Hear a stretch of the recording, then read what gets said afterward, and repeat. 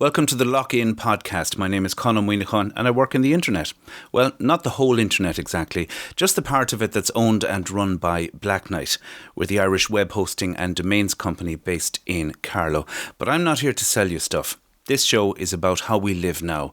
Blacknight staff, our customers, families and friends.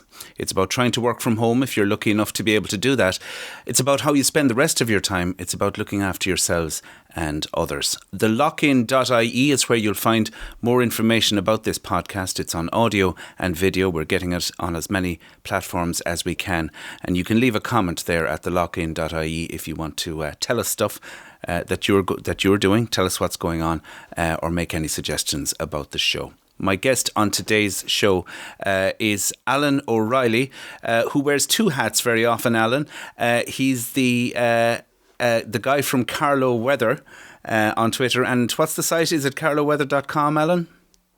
carlowweather.com or .ie, I'll get you there as well. Excellent. I'm not sure we're seeing your face there. Will you turn off your screen sharing, Alan, and sure. Just make sure that we are actually getting you. There you are. Excellent. And we're going to talk to you about the weather shortly. The other hat that Alan wears is as Customer Experience Manager. Did I get it right? Yep, that's the title. Customer Experience Manager at Blacknight. So Alan's part of the Blacknight family as well.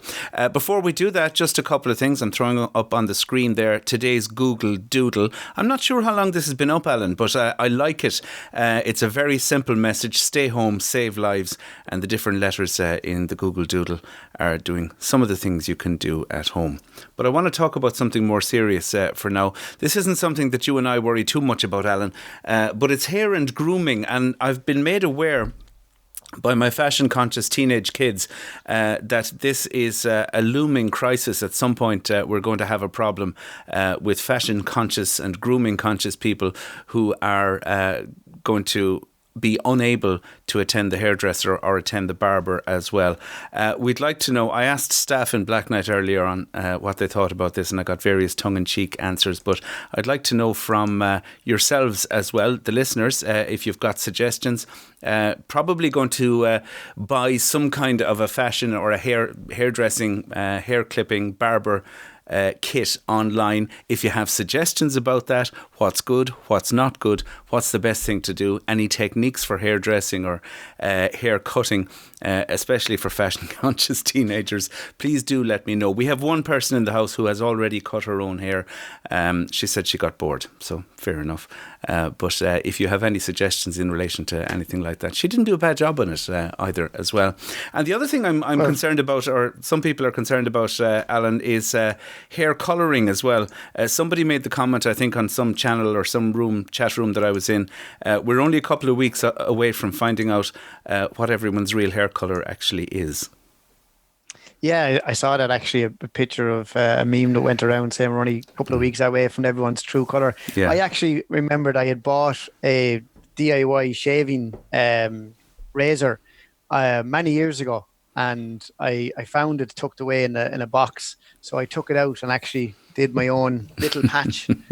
Little patch that there is, but yeah, it's a funny. I suppose I don't have a massive problem with it, and probably a lot of men don't. But I'm sure for women, you know, there's going to be a time when we all venture back outside, Con. We're all going to see each other again, and people are probably going to want to be ready for that. So, but we're not just all going to be venturing back out, Alan, as well. We're already a lot braver on webcams than we used to be. I think that people are realising that they need this face-to-face contact. They need to be in touch with family and friends. My siblings and I and our family are gathering tomorrow night on Zoom to celebrate my youngest brother's 40th birthday, and it's a party that he's been putting off for actually, I think he's 41 now at this stage, but just between everything, having kids, various things that people are doing, it was difficult to actually organise it, and now it's well overdue, and we've decided to actually celebrate it online on Zoom. We did the same in Blacknight last week. We had a staff party with a few drinks on last Saturday night on Zoom. So I think people are beginning to realise that just because they don't go outside and meet people, they are actually beginning to think, well, they need to present some kind of a face to the world as well.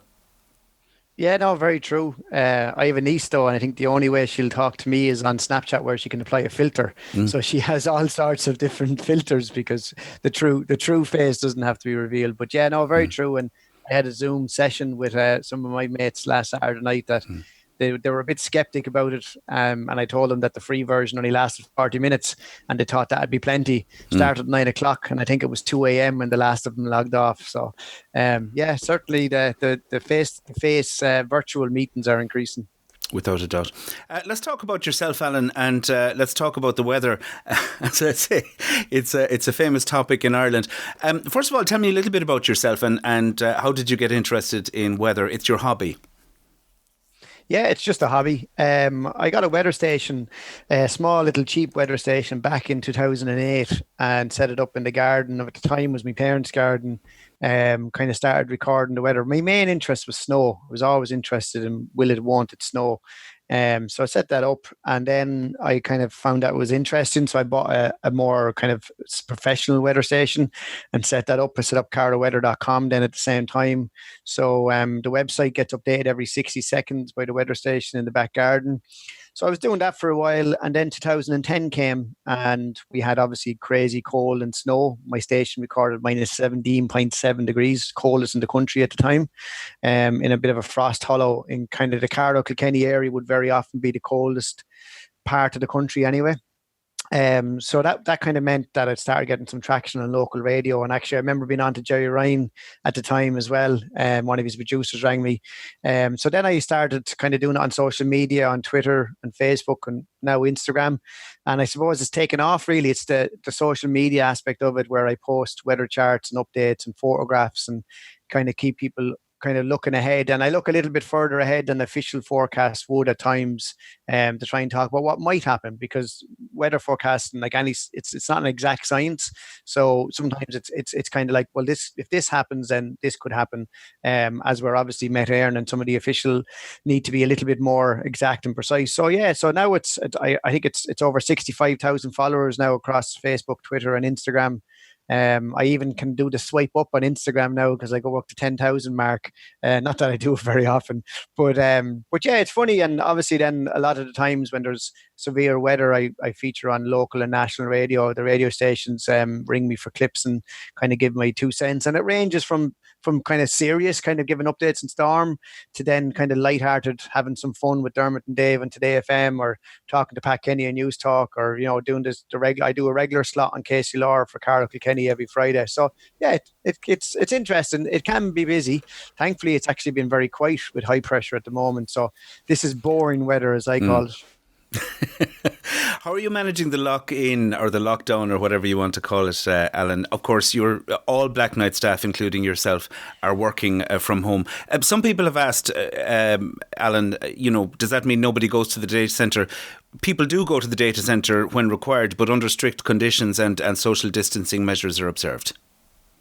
Yeah, no, we're all working from home pretty much. Whereas only very rare occasions somebody has to travel to the data center, and that the number of people that do that is limited really to one or two people mainly, because we can manage everything remotely. We can actually it's kind of, we take these things for granted, but we can even turn on and off the switch that the server connects to remotely. We can connect to the server even when it's not powered on and turn it on remotely. So we have a lot of things we can do remotely. I suppose the only things we can't do is physically put something into a rack, but there are staff in the data center then that can assist us with that as well. So luckily, we're very lucky as Blacknight as a business that we can continue to provide pretty much the same experience to our customers. And obviously, as customer experience manager, that's something I'm very kind of aware of and something that we're trying to manage. Like, a SIP phone system, again, to me and you, is something we take for granted. But being able to bring my desk phone home and sit it on my desk and have my extension internally and externally is something that is great, because we can all bring each other internally the same. We use Slack, obviously, again, these tools that we take for granted, but maybe to other people who aren't quite as techie would wonder how these work. So it's great. It's really good. And I have to say, the experience has been very positive. And funnily enough, talking back to weather, the storm Emma actually prepared us quite well for this, because we closed the office for for 3 days. Yeah. Now I was off snow chasing for the week, but the rest of the staff worked from remotely. So I suppose in some ways, we set it up at that time, and people were able to work remotely. And as this kind of pandemic started to evolve, we actually had scheduled to do the first test as a work from home test on Friday a week ago. And then it turned out after that, we decided it was going to stay. But thankfully, we're very lucky we can work from home. It is challenging at times, like I'm used to, especially I love the face to face. So I love being able to go up and stand in front of a colleague and, quickly resolve something. I love kind of being able to quickly kind of jump into something and, sit beside somebody. So that's a little bit more challenging, but we have loads of tools at our exposure. And I think, to be fair as well, I'd have to say our customers are being really understanding. So obviously we had the great blog post, and we have the message on the phone saying you might hear dogs barking in the background. Like literally a child could burst through this door at any minute, Con.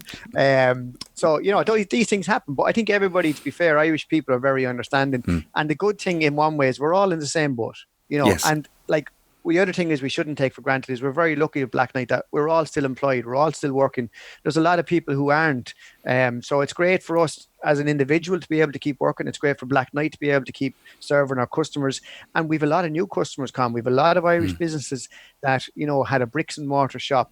And they kept saying, maybe someday I'll do a website. Maybe someday I'll get a domain name. And now they've found themselves that they have to do that. And it's great that we can be there to assist them and help them and guide them through that.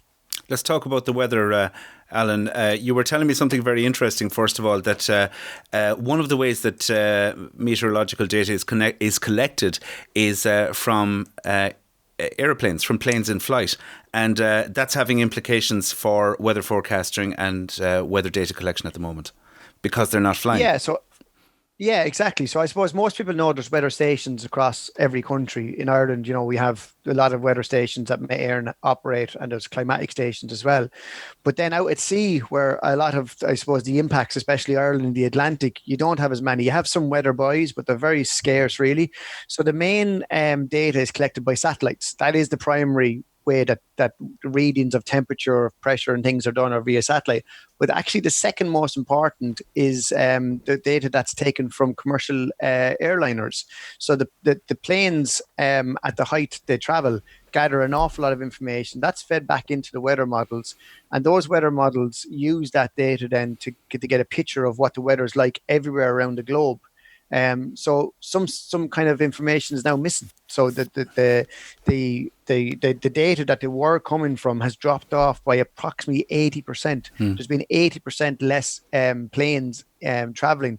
So that information is no longer there. So they're actually going back to weather balloons, believe it or not. They're launching more weather balloons. And one of the most famous stations for releasing weather balloons is Valentia in Kerry. It's actually every day pretty much they release a weather balloon there, and that travels to a height, and as it goes through the atmosphere it measures everything as it goes through, and that information is really vital in terms of weather forecasting. And funnily enough, one of the most important parts for that is for airplanes, so that they can give those meter reports in terms of being able to forecast for planes, so they can know the conditions.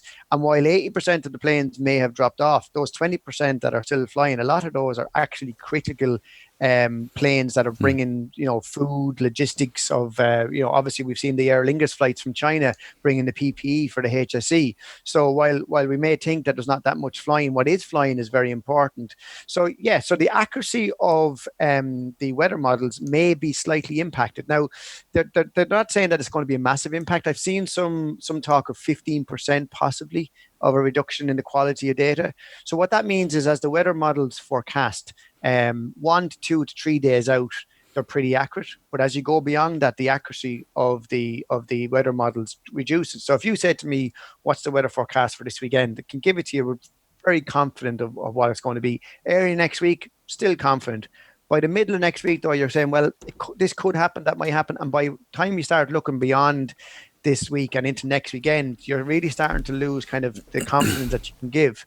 But if the weather models that you're using to give that weather forecast have less information, they're going to be even less accurate. So it's impacted. So it's very interesting. I retweeted actually the ECMWF.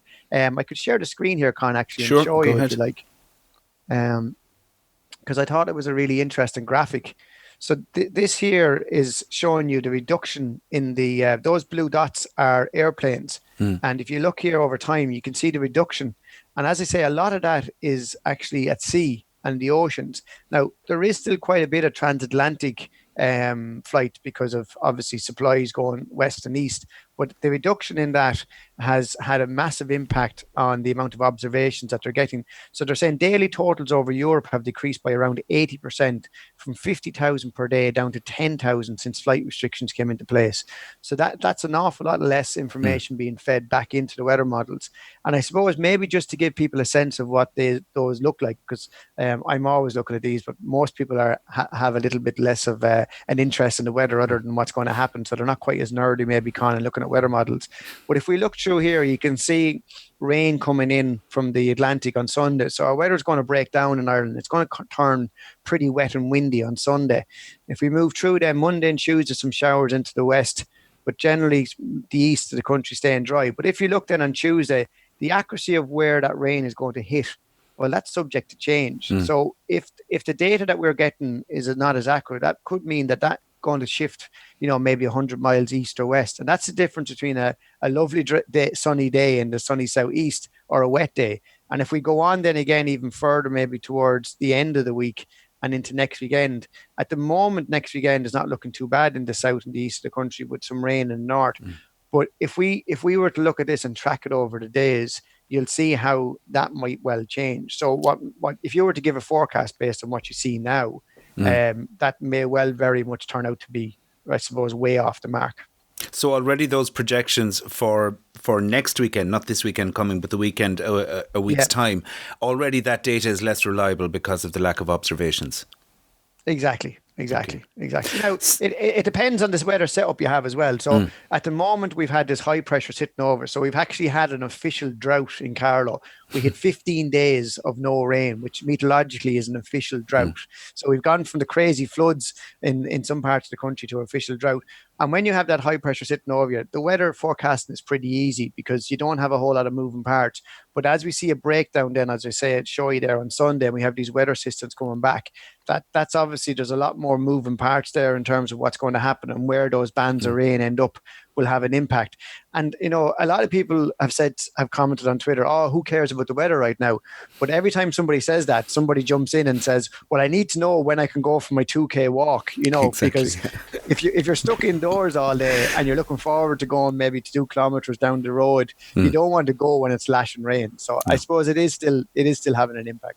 Well, this weekend, Alan, some of us might have an opportunity to get out into the garden. I'm certainly finding I don't have kids to drive to football and music and things like that, and I'm finding actually that there is at the moment time to tackle some of the jobs around the house and that kind of thing. So you're saying it's going to be hopefully dry until Sunday evening?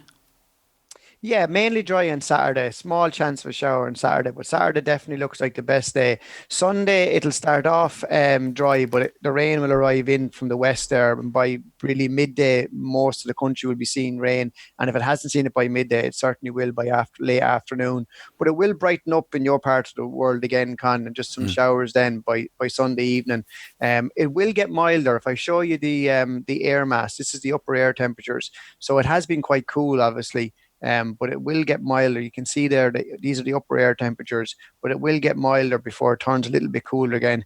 And then there is some hope it might get really much milder by the time we get to around the end of next week. So I suppose spring can be, it can be very much topsy-turvy weather. It's been very cold but very settled. So we're going to get milder but more unsettled weather. So I suppose mild rain versus cold, dry. I probably prefer the cold and dry, to be honest.